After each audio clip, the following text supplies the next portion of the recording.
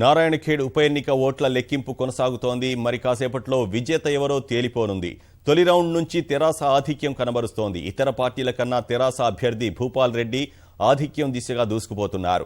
14 రౌండ్లు ముగిసేసరికి తెరాస ఆధిక్యం 38,664 ఓట్లకు చేరింది. నోటాకు కూడా ఈసారి భారీగానే ఓట్లు పోలయ్యాయి.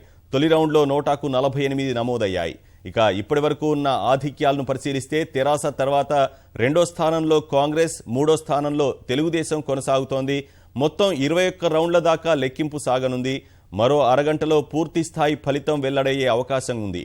ఇదే సమయంలో తెలంగాణ భవన్లో తెరాస శ్రేణులు ముందస్తు సంబరాలు ప్రారంభించాయి. తమ పార్టీ అభ్యర్థి ముందంజలో ఉండడంతో బ్యాండ్ మేళాలతో హోరెత్తిస్తున్నారు.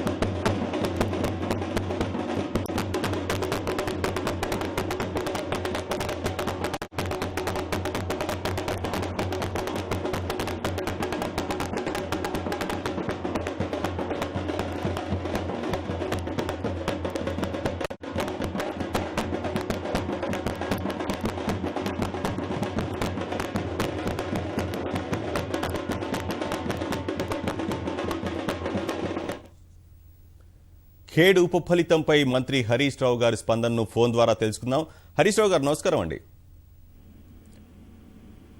హరీష్ రావు గారు, ఈ ఫలితాన్ని మీరు ఎలా చూస్తున్నారు? మీరు ఎంత ఆధిక్యాన్ని అంచనా వేస్తున్నారు? అదే ముందుగా ఊహించినట్టుగానే 50,000 పైచిలకు ఆధిక్యాన్ని టీఆర్ఎస్ పార్టీ సాధిస్తుందని ముందు నుంచి కూడా మేము ఊహిస్తూ వచ్చాం. దాదాపు ఎగ్జాక్ట్ గా అదే జరుగుతా ఉంది. ఈ సందర్భంగా ముఖ్యంగా నారాయణఖేడ్ ప్రజలందరికీ హృదయపూర్వకంగా టీఆర్ఎస్ పార్టీ పక్షాన ధన్యవాదాలు తెలియజేస్తా ఉన్నాం. అంటే ఈ రోజు అభివృద్ధి గెలిచింది. నిజానికి ముఖ్యమంత్రి గారు చేసినటువంటి సంక్షేమ కార్యక్రమాలు, ఈ ప్రభుత్వం చేపడుతున్నటువంటి అభివృద్ధి కార్యక్రమాలను ప్రజలు మరొకసారి ఆశీర్వదించారు. అది వరంగల్ అయితేనేమి, హైదరాబాద్ అయితేనేమి, నారాయణ ఖేడ్ అయితేనేమి, ఎక్కడైనా కూడా రాష్ట్ర వ్యాప్తంగా కూడా ఈ ప్రభుత్వ పరిపాలన పట్ల, ఈ ప్రభుత్వం చేస్తున్న సంక్షేమ కార్యక్రమాల పట్ల ప్రజలు ఎంత సంతోషంగా ఉన్నారనడానికి ఇది ఒక నిదర్శనం. అయితే ఈ యొక్క మెజారిటీ, ఈ గెలుపు అనేటువంటిది మా బాధ్యతను మరింత పెంచిందిగా భావిస్తా ఉన్నాం. ముఖ్యంగా బాగా వెనుకబడేటువంటి నారాయణ ఖేడ్ నియోజకవర్గాన్ని ఆ ప్రజలకు ఇచ్చిన మాట ప్రకారంగా ఆ నియోజకవర్గాన్ని అన్ని రకాలుగా తీర్చిదిద్దేటువంటి బాధ్యతను, ఇక్కడ ఉండేటువంటి దీర్ఘకాలికంగా అపరిష్కృతంగా ఉన్నటువంటి సమస్యలన్నీ కూడా పరిష్కరించే విధంగా బాధ్యతతో తప్పకుండా పనిచేసి ఆ ప్రజలకు రుణం తీర్చుకుంటాం. హరీష్ రావు గారు, ఈ మీ విజయం దాదాపు ఖాయమైనట్లే. దీనికి కారణాలు ఏమనుకుంటున్నారు? ఈ విజయానికి దోహదం చేసిన అంశాలు ఏమనుకుంటున్నారు? అంటే ముఖ్యంగా ఇంతకాలం ఉన్నటువంటి కాంగ్రెస్ ప్రభుత్వ హయాంలో ఇంతకుముందు ఉన్నటువంటి శాసనసభ్యులు పూర్తి స్థాయిలో అక్కడ త్రాగునీటి సమస్య కానీ, రోడ్లు కానీ, ఆసుపత్రులు కానీ, మార్కెట్లు కానీ, విద్య కానీ అన్ని రంగాల్లో కూడా తీవ్ర నిర్లక్ష్యం అనేటువంటిది వారు చేసినారు. ఈ ప్రభుత్వం వచ్చిన ఈ 18 నెలలు 2 సంవత్సరాల కాలంలోగా జరిగినటువంటి అభివృద్ధి సంక్షేమ కార్యక్రమాలు, ఆ పరిపాలన తీరు, అంటే 60 ఏళ్ల గత ప్రభుత్వాల పరిపాలన, 20 నెలల ఈ ప్రభుత్వ పరిపాలనను ప్రజలు కంపేర్ చేసుకొని మరి ఈ రోజు ఈ తీర్పు ఇచ్చినారనేటువంటిది నా యొక్క భావన. ధన్యవాదాలు హరీష్ రావు గారు.